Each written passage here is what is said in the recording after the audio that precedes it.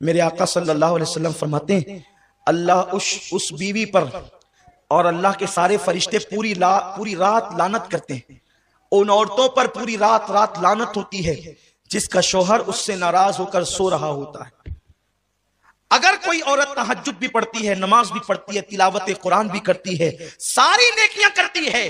لیکن اس حال میں اس کی موت آئے کہ اس کا شوہر اس سے ناراض ہے، اللہ کے رسول فرماتے ہیں ایسی عورت جہنم میں جائے گی، نماز پڑھنے کے باوجود جہنم میں جائے گی، روزہ رکھنے کے باوجود جہنم میں جائے گی، کیونکہ اس نے اپنے شوہر کو ناراض کیا۔ بلکہ یہاں تک میرے رسول نے فرمایا کوئی عورت تندور پر روٹی ڈال چکی ہو، اس زمانے میں توے نہیں تھے، یعنی کہ جیسے آج ہیں، تندور پر روٹیاں پکتی تھی، آقا فرماتے ہیں کوئی عورت تندور پر روٹی ڈال چکی ہو اور اس کا شوہر اسے اپنی ضرورت کے لیے بلائے، کیونکہ محفل میں سبھی لوگ ہیں، میں بہت حیا کے پردے میں حدیث پڑھ رہا ہوں، عورت نے تندور پہ روٹی ڈال دی ہے اور اس کا شوہر اپنی ضرورت کے لیے اس کو بلائے اور عورت نہ کہہ دے اور شوہر ناراض ہو جائے، تو جب تک وہ شوہر کو نہیں منائے گی اللہ اور اس کے فرشتے اس پر اسی طرح لعنت کرتے رہیں گے۔ اگر اسی حالت میں اس کو موت آ گئی تو وہ عورت جہنم میں جائے گی۔ آج کل کی عورتیں تو شوہر کو گالیاں دیتی ہیں، اگر شوہر غصے میں کہہ دے کہ تجھے طلاق دوں گا تو وہ اس کا منہ دبانے کی بجائے یا معافی مانگنے کی بجائے یا اس سے لجاجت کرنے کی بجائے آج کی عورتیں اتنی بے باک ہو گئی ہے کہ یہاں تک ہم نے سنا ہے لوگوں سے، لوگ آ کر کے بتاتے ہیں، ہمیں تو نہیں پتا لیکن لوگ آ کر کے بتاتے ہیں کہ شوہر نے کہا کہ طلاق دوں گا، کہتے ہیں اگر تیرے باپ کا ہوگا تو دے کے بتا۔ استغفر اللہ، جو عورتیں اس قدر بے باک ہو گئی ہو، ایسی عورتیں لعنتی ہے جو اپنے شوہر سے طلاق کا مطالبہ کرتی ہے۔ اللہ اکبر، میرے رسول صلی اللہ علیہ وسلم فرماتے ہیں کہ اگر کسی کے شوہر کے جسم میں پھوڑے پیدا ہو جائیں، پھنسیاں پیدا ہو جائے اور اس سے پیپ بے بے کر کے نکل رہا ہو اور اس کی بیوی اس کو زبان سے چاٹ چاٹ کر صاف کرے تو بھی بیوی اپنے شوہر کا حق ادا نہیں کر سکتی۔ شوہر کا حق یہ ہے بیوی پر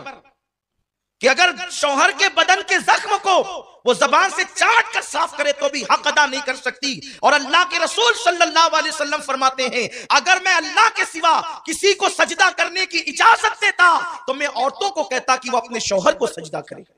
لیکن چونکہ غیر اللہ کو سجدہ جائز نہیں اس لیے عورتوں کو اجازت نہیں، لیکن عورت اپنی ہر خوشی کو اپنے شوہر کی خوشی پہ قربان کر دے۔ اللہ اکبر،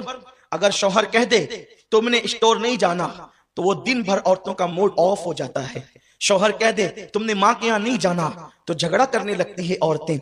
پتہ نہیں یہ عورتیں اتنی بے باک کیسے ہو گئی۔ جن عورتوں کو شوہر کو ستاتے دیکھو سمجھ جاؤ ان کا ٹھکانہ جہنم ہے۔ اللہ کے حبیب صلی اللہ علیہ وسلم فرماتے ہیں کہ میں نے جہنم میں سب سے زیادہ عورتوں کو دیکھا، کیونکہ عورتیں اپنے شوہر کی ناشکری ہوتی ہیں،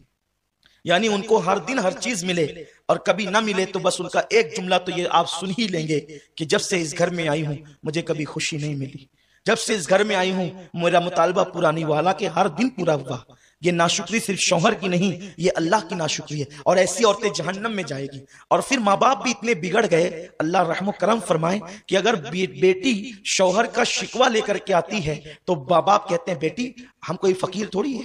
ہم کوئی جو ہے وہ اتنے گئے گزرے تھوڑی ہیں، اگر وہ تجھے پریشان کرتا ہے اس کے بچے اس کے منہ پہ پھینک کر کے ہمارے یہاں آنا، ہم تجھے پال لیں گے۔ کیا 18 سال پہلے تجھے پالے تھے تو آج تجھے پال نہیں سکتے؟ اور پھر دیکھنا مجھ سے کیسے کورٹ کی چکر کھلائیں گے، اس پہ کیس کریں گے اور یہ کریں گے، اور پھر بیٹی کو شے ملتی ہے اور بیٹی ہوشیار ہوتی ہے، پھر وہ لڑتی ہے۔ لیکن اس باپ اور اس ماں کو نہیں معلوم کہ ظالموں اگر تم نے اس کے شوہر کے خلاف اس کو بھڑکایا تو اللہ نے تمہارے لیے جہنم کا دہکتا ہوا عذاب تیار کر دیا۔ آپ جانتے ہیں بیوی اور شوہر میں جدائی پیدا کرنے والوں کو اللہ کے رسول نے شیطان کی اولاد کہا ہے۔ اگر کوئی بیوی اپنے شوہر کی شکایت لے کر اپنے ماں باپ کے گھر آئے تو ماں باپ کی ذمہ داری ہے وہ اپنی بیٹی کی تربیت کرے، نہیں بیٹی وہ تو تیرا شوہر ہے، وہ تیرا سرتاج ہے۔ آپ جانتے ہیں ایک ماں باپ اگر بادشاہ بھی ہو جائیں، کروڑ پتی بھی ہو جائیں تو وہ اپنی بیٹی کو قطعاً وہ چیز نہیں دے سکتے جو اس کا شوہر دیتا ہے، کیونکہ میرے رسول نے فرمایا، بلکہ میرے رب کا فرمان ہے لِتَسْكُنُوا إِلَيْهَا، کہ عورت